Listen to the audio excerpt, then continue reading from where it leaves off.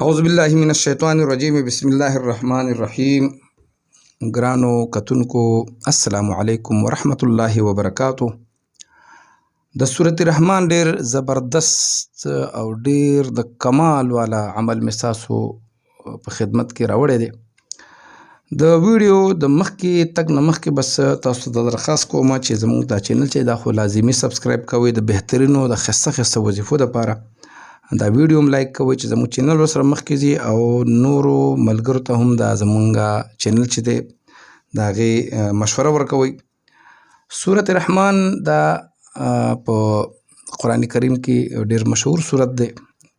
هر سورت لا الله رب عزت په خپل کلام کې هر یو لفظ لا بېشمېره کمالات ورکړي دي، خو چې کوم موږ ته را رسېدلي دي او کوم دغه دي نو داسې نه ده چې دا موږ کوم صورتونه وړاندې کوو نو دې کې به برکت وي، نور کې به نه وي. په هر شي کې الله برکت اچولی، خو دا کوم بعضې تعلق زموږ د دې عامو زندګۍ سره نو هغه زه تاسو ته ښیم. نو دا چې کوم دی دا د تسخیر دپاره دی. تسخیر دې ته وایي چې د تابعدارۍ کولو د هر خاص و عام، چې ته وایي چې زما هر څوک هر خاص و عام چې دا زما تابعدار شي. نو بیا خصوصا هغه کسان چې کاروبار یې نوی شروع کړی وي، چې هغه حکیمان دي یا ډاکټران دي یا وکیلان دي، دکانداران دي، سوداګر دي، بعض زنانه دي هغه هم څه کاروبار کول غواړي، بیوټي پارلر یې کول او کړی، خو هغه وایي چې زما په دې کلینیک باندې یا زما په دکان باندې یا وکیل وایي چې زما ته کیسونه ډېر راشي. هر یو کار مطلب دا چې تاسو غواړئ چې موږ باندې رش جوړ شي. د هغې دپاره د سوره رحمان عمل چې کوم دی دا ډېر بهترین عمل دی. عمل ته غوږ ونیسئ انشاءالله العزیز، دا ډېر بهترین دی. داسې به وکئ چې لاول خو به سورة رحمان چې کوم دی دا به ډېر ښایسته طریقې سره یاد کړئ. قرآن کې هم ویلی شي خو دا به لاول یاد کړئ چې یاد هم کړو چې الفاظ بالکل صحیح ادا کړئ. نو کله چې سحر نور راوخیږي د اشراق په ټایم کې او دا نور یو نیزه راوچت شي نو دغه ټایم کې به تاسو سورة رحمان به شروع کړئ. چې کله م سورة رحمان شروع کړو نو د نور طرف ته به مخ کوئ او کله چې تاسو فبأي آلاء ربکما تکذبان دا دې آیات ته راورسېدئ نو د خپل ښي لاس دا کومه چې د شهادت ګوته ده په دې باندې به د نور طرف ته اشاره وکئ. دغه رنګې په هر ځل باندې به تاسو په هر ځل فبأي آلاء ربکما تکذبان دې آیات باندې به په خپله ګوته باندې نور طرف ته اشاره وکئ تر دې پورې چې صورت ختم شي. دا عمل چې کوم دی دا 40 ورځو دی، دا یو چله ده.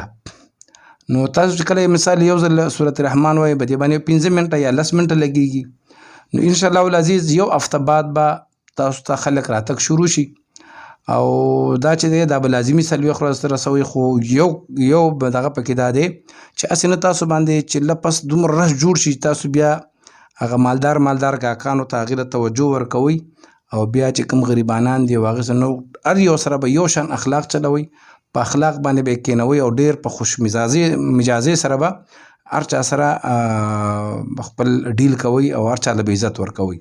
نو د دې دا 40 ورځې ویلی کېږي. نو د دې چې کوم تاسو 10 ورځې لاول ووایئ نو ستاسو دکان یا ستاسو کلینیک یا ستاسو چې کوم چیمبر دی یا کوم ځای کې ستاسو د دفتر دی، پراپرټۍ کاروبار دی، هر یو کاروبار، نو تاسو ته به عام خلک به راتګ به شروع شي لاول 10 ورځو کې.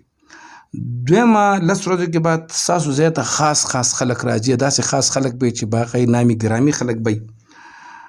دریم کې به تاسو ته چې کوم دی څنګه خلک چې راځي، دریم خلک کې به تاسو ته لکه رئیسان او داسې خلک به راځي. او څلورمه چله چې تاسو د 40 ورځې پوره کېږي نو دا به چې کوم دی انشاءالله العزیز د دې صورت د قرآن په برکت باندې به شپه ورځ به رش جوړیږي تاسو ته او انشاءالله العزیز تاسو نه به خریداري کېږي، تاسو باندې به خلک کار کوي او ستاسو طرف ته په خپله خلک راځي. د دې ډېر زیات کمالات دي.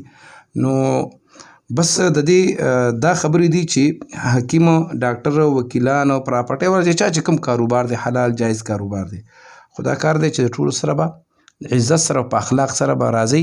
که دغه نو دا شرطونه پوره نه کړه نو بیا به ستاسو کار واپس ودرېږي. الله رب العزت دې د ټولو په کاروبار کې برکت واچوي. د چا چې څه مشکلات دي الله دې مشکلات حل کړي. ما په خپلو دعاګانو کې یاد ساتئ. انشاءالله بیا به یو ځل ستاسو په خدمت کې حاضرېږم. تر هغې پورې اجازت غواړم. د الله په امان.